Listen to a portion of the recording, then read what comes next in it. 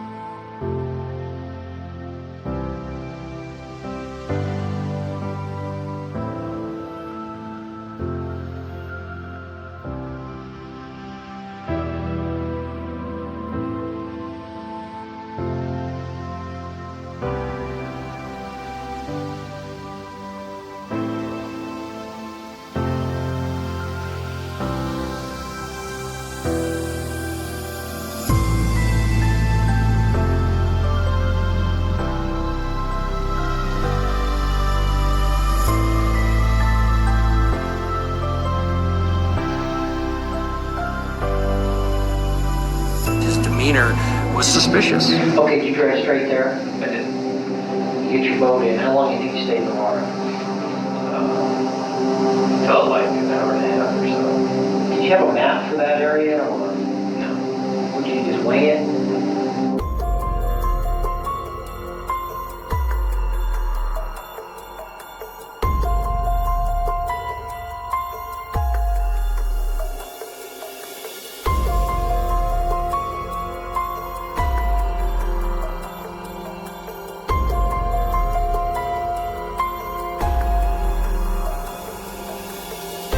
We obtained a search warrant for his house. And we went in and he was reading the newspaper at the dining room table. So we give him this form and it says, I give consent for us to search all that stuff. And all he has to do is sign it and we can search. And he picks it up, he reads it, and he's like, you don't expect me to sign this without a lawyer, do you? Well, we weren't sure, but we have a search warrant. And he's like, he looks right at me and says, Al, where's the trust? I mean, that's what he says to me. The boat was a big deal. I remember asking him about the boat. I asked him, when did you buy the boat? His answer to that question was, it was a surprise for Ron. He didn't tell me when he bought it. It was a surprise for Ron, which made no sense at all, of course. Those are the kind of answers I would get to questions I ask. Never a straight answer.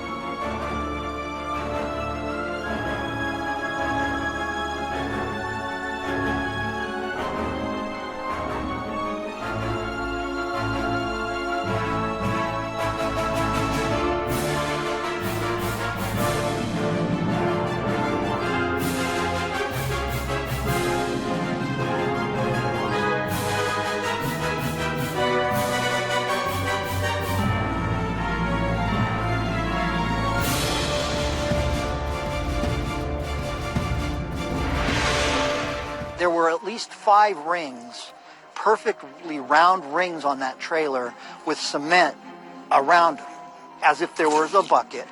We only found 1 anchor. If you make 5 anchors and you only can find 1, and when the body is recovered right close to where he's told me he was fishing, and it's recovered with no head and no hands and no feet, I can guess they might have been on the body when it went underwater.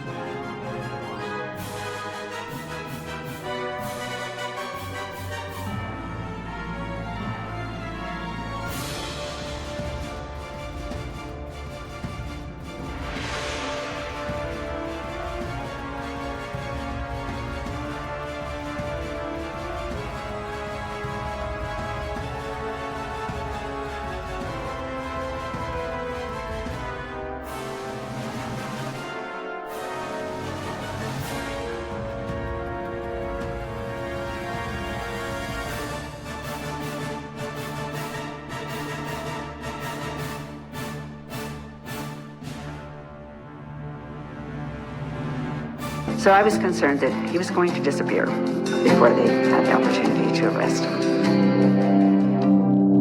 Scott is driving all over San Diego area, driving quickly. He was driving 80 miles an hour on the freeway, and he would slam his brakes on and pull over. I mean, it got to the point where we had a helicopter, we lost it. I mean, he was driving so erratically and evasively, you know, spinning U-turns and pulling into parking lots. Either he's going to kill somebody, or one of these agents that are trying to follow him are going to get killed or kill somebody. we need to end this, we need to take him in custody, even though we don't yet have the DNA results. And that's when Scott was by the exit to Torrey Pines, and they turned on the red and blue lights and stopped him right there at the entrance. First thing he says is, tell me it wasn't Lacy and Connor.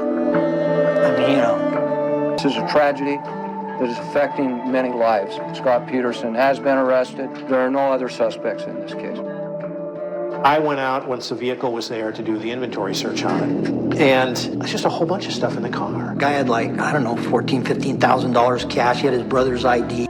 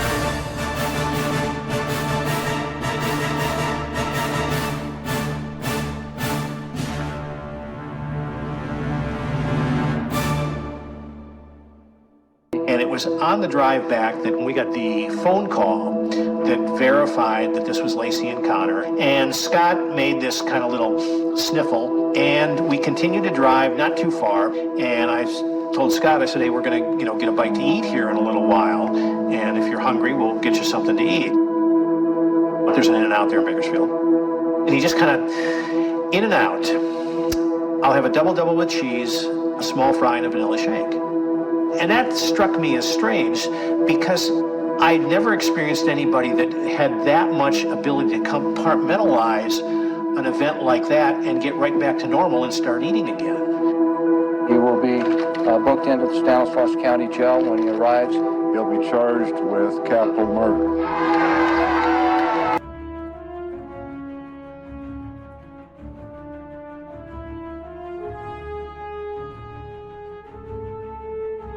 Amber, did you know that Scott was a married man? On January 24th, exactly 1 month since Lacy was reported missing, her husband's lover is forced into the glare of the spotlight. I met Scott Peterson November 20th, 2002. I was introduced to him. I was told he was unmarried. Scott told me he was not married. I wish I could tell you everything now. Oh, again, here we go back. I wish I could tell you everything. I don't have enough. That's the line Scott Peterson consistently uses when Amber Frey asks him pointed questions. When she asks about his baby, he barely responds. I still don't understand our conversation about when I was talking about taking birth control or something, and you said that you didn't want to you didn't need to have a child of your own. True. And that Ayanna was the only child. Yes, if we, are together, I would treat her as my own. The conversations are mostly confrontational, but Peterson still gives compliments to Frey, saying she's amazing and that she's changed his life. But I've never, until I met you, at the level of touch and hug and, just having a hand on someone and feeling that energy before you taught me that. Hello? Amber? Yes. Scott continues to call Amber, and detectives are intent on getting him to repeat something he told her just before Lacy disappeared. Those 4 short but incriminating words, I lost my wife. You came and told me this elaborate lie about her missing and this tragedy and that... No. And that this will be the first holidays without her? To me, I never said, Amber, God, I don't want to fight with you. You know that I never said tragedy or missing. Oh, yes, you said you've lost your wife. No. Yes. Obviously without me saying much. But we will... I said that I lost my wife. Yes, you did. I did. Bingo. This is what investigators needed. For us, that was a huge statement on his part, because how do you predict that? I mean, how do you're going to come up with a lie about that to try and woo some girl into a romance that you're not supposed to be part of, and then all of a sudden it comes true? I mean, the odds of that are pretty far out there. The calls continue, and Scott's lies pile up. At one point, he tells Amber he's taken a polygraph and passed it. And then, an even bolder lie. Not only did Lacy know about his relationship with Amber, but she accepted it. Amber tells the detective she's been seeing Scott Peterson only a few weeks, but they're already talking marriage. On December 9th, she recalls, he broke down sobbing that he had, quote, lost his wife. That's the same day Scott secretly bought his boat. Police are looking for any credible leads. One big one, a car dealer tells them that Scott sold Lacy's Land Rover and bought a new pickup truck. Why would he do that? And that's not all. Now 2 other women come forward claiming affairs with Scott Peterson. I talked to him, and they were all similar. He used the same approach, and it worked, obviously. Flowers and gifts, and he's a great guy, and he wasn't married, and he lied to all of them, and, he tricked all of them, but when they caught him, they dumped him. The circle of suspicion around Scott is tightening, but investigators are still hunting other leads.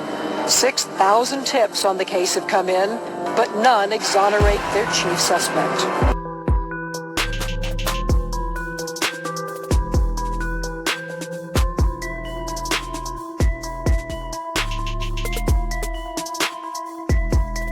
In the mornings, I've been taking the dog down to the park where she walked.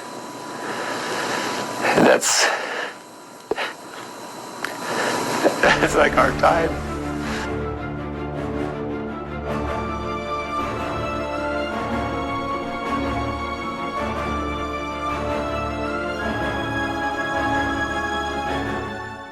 We were going every day because people were watching. He wants him to fight who did this to his wife and child. And there's somebody out there still. People forget that the preliminary hearing in this case was televised, but the case itself, no camera.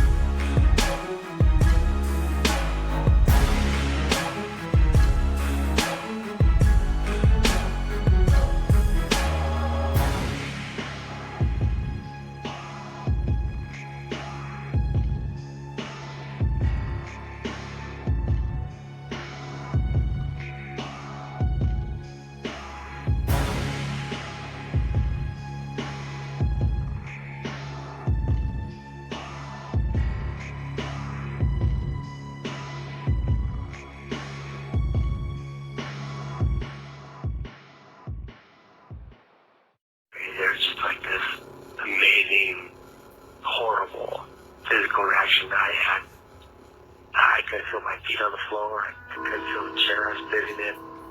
My vision was even a little blurry.